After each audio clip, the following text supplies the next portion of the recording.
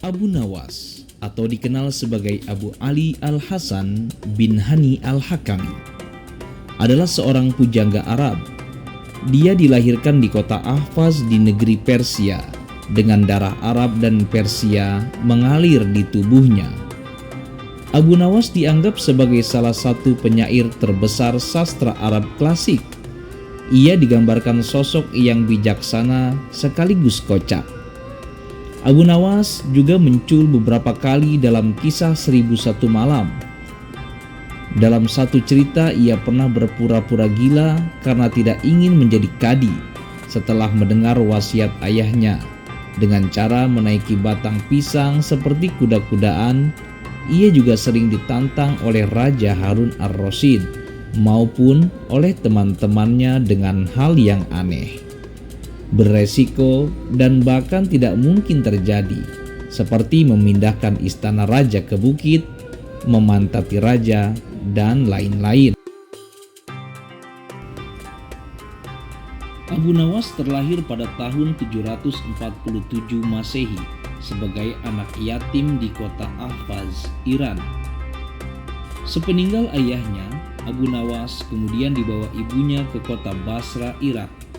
Dia di sana belajar beberapa ilmu agama seperti ilmu hadis, sastra Arab, dan ilmu Al-Quran.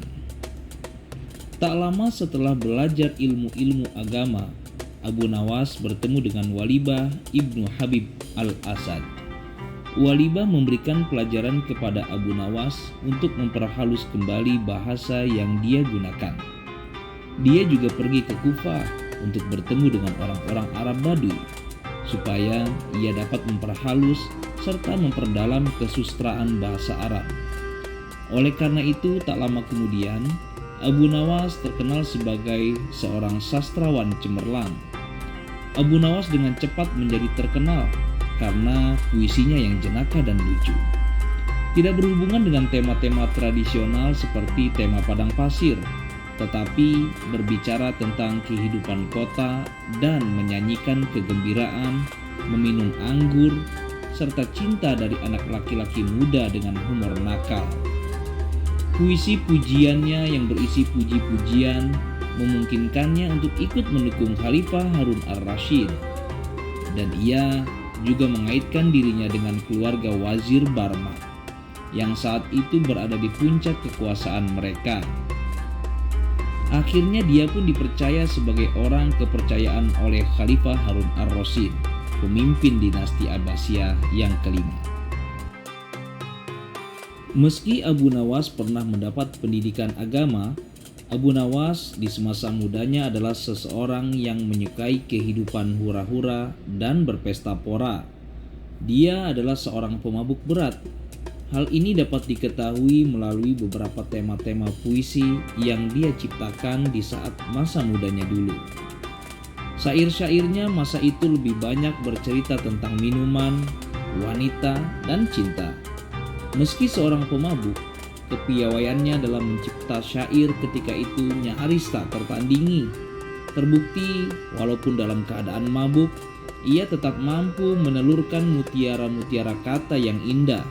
Hingga pada suatu saat, ketika Abu Nawas membacakan puisi tentang kafilah Bani Mudar, dia dihukum karena membuat khalifah murka, karena isi puisi itu sangat menyinggung sang khalifah.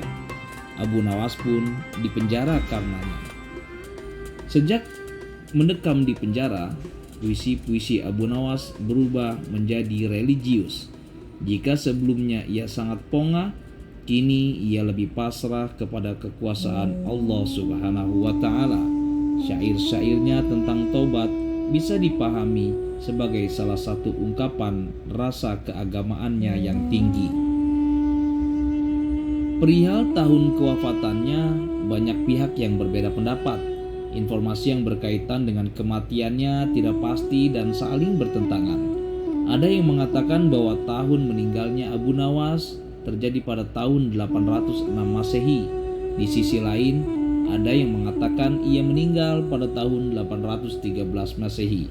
Ada juga yang mengatakan bahwa Abu Nawas sebenarnya meninggal pada tahun 814 Masehi. selisih 1 tahun dengan versi sebelumnya. Dia dimakamkan di kota Baghdad. Adapun salah satu contoh isi tentang i'tiraf, pengakuan dosanya kepada Allah Subhanahu wa taala yang sangat dikenal sampai sekarang ini. Ilahi lastuni firdausi